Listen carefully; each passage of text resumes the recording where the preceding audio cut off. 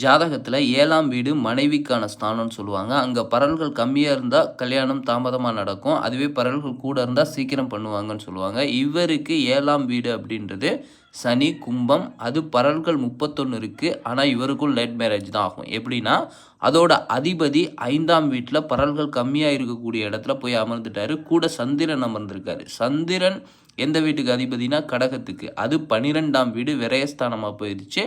அங்க கேது, சூரியன், குரு அப்படின்றவங்க இணைஞ்சு உட்காந்துருக்காங்க. அதோட பரல்களும் 22 தான்.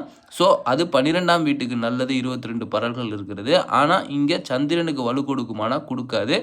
சந்திரன் அப்படின்றது சனி கூட சேர்ந்துட்டான். ஸோ மனம் அப்படின்றது மந்தமா இருக்கும். சனிங்கிறவன் எதையுமே தாமதமாக தான் கொடுப்பான். அதோட அங்கே கேது அமர்ந்திருக்கிறதுனால துறவு எண்ணம் அப்படின்றது அவர்கிட்ட அதிகமாக இருக்கும். நல்ல வருமானம் இருந்தாலும் கையில் காசு நிற்காது 2வது கட்டத்தின் காரணமாக.